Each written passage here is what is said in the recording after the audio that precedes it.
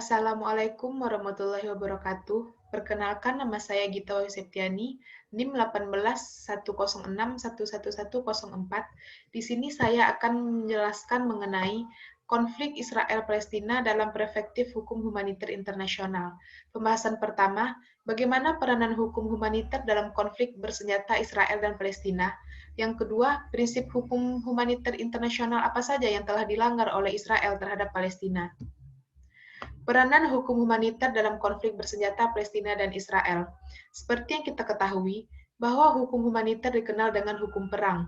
Diberlakukannya hukum humaniter ialah dengan melihat dari segi antara lain, persenjataan yang digunakan, jumlah konfrontasi individu, tingkat kerusakan fisik, jumlah korban warga sipil yang terkena dampak, serta keterlibatan Dewan Keamanan PBB dalam konflik tersebut.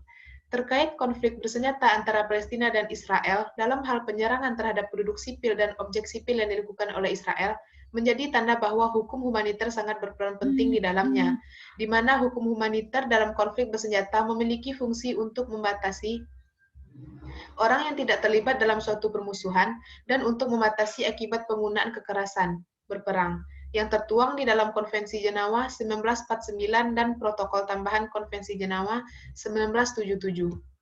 Selanjutnya, terjadinya konflik bersenjata tidak serta-merta dilakukan secara bebas karena hukum humaniter mengatur hal tersebut, di mana pihak-pihak dalam konflik bersenjata wajib menjamin perlindungan terhadap orang-orang tertentu yang perlu dilindungi, seperti penduduk sipil, tentara yang terluka, petugas medis, petugas kerohanian, personel palang merah, tawanan perang, kawanan pers, serta pengajak perdamaian. Seharusnya Israel memperhatikan prinsip pembedaan, yang mana kombatan harus bisa membedakan mana individu dan objek sipil dan mana objek militer konflik, sehingga tidak merugikan kedua belah pihak.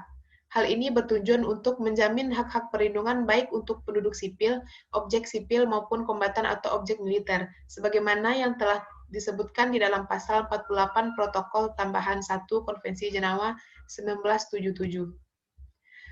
Pembahasan yang kedua, prinsip hukum humaniter internasional yang telah dilanggar oleh Israel terhadap Palestina. Pertama, prinsip kebutuhan militer. Dalam pasal 57 Protokol Tambahan 1 Konvensi Jenewa, dijelaskan bahwa objek yang dapat diserang dalam suatu konflik bersenjata adalah objek militer dan kombatan. Jatuhnya korban sipil dan sasaran serangan terhadap objek sipil, termasuk infrastruktur dan objek vital lainnya, harus dihindari. Namun pada kenyataannya, Israel turut menyerang objek sipil termasuk sekolah, rumah sakit, rumah penduduk, jaringan listrik, dan lainnya. Terputusnya jaringan listrik dan rusaknya rumah sakit di Palestina mengancam kelangsungan hidup penduduk sipil di sana, khususnya anak-anak dan korban yang terluka akibat serangan. Yang kedua, prinsip kemanusiaan. Terjadinya beberapa kejadian dilakukan oleh militer Israel yang melanggar ketentuan prinsip kemanusiaan, yang salah satunya yaitu penghadangan bantuan kemanusiaan yang dikirimkan oleh berbagai organisasi internasional yang ingin menunjukkan rasa simpatinya kepada warga Palestina di jalur Gaza yang mengalami penderitaan akibat konflik yang berlangsung. Yang ketiga, prinsip proporsionalitas.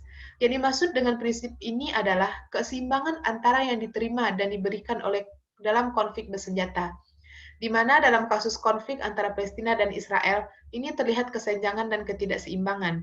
Serangan pembalasan yang dilakukan oleh militer Israel terhadap jalur Gaza sebagai balasan dari serangan rudal dan roket yang dilakukan Hamas ke wilayah Israel, di mana pasukan Israel membordir wilayah-wilayah sipil yang dijadikan tempat persembunyian oleh Hamas dan menjatuhkan bom dari udara selama berhari-hari. Akibatnya, korban jiwa yang ditimbulkan berbeda dengan apa yang ditimbulkan dari serangan roket Hamas di wilayah Israel. Kesimpulan dan saran. Kesimpulan, hukum humaniter berperan penting dalam konflik bersenjata antara Palestina dan Israel, di mana hukum humaniter dalam konflik bersenjata memiliki fungsi untuk membatasi orang yang tidak terlibat dalam suatu permusuhan dan untuk membatasi akibat penggunaan kekerasan berperang, yang tertuang di dalam Konvensi Jenewa 1949 dan Protokol Tambahan Konvensi Jenewa 1977. Pelanggaran hukum humaniter oleh pihak Israel di sini yaitu pada prinsip kebutuhan militer, prinsip pembeda, proporsionalitas, serta prinsip kemanusiaan dalam berkaitan dengan pelanggaran hak asasi manusia.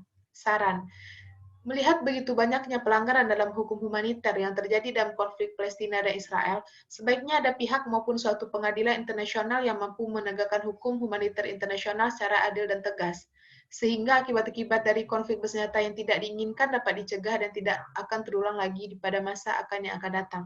Sehingga mereka dapat menyadari akan pentingnya nilai dan hakikat HAM dalam mewujudkan perdamaian dunia.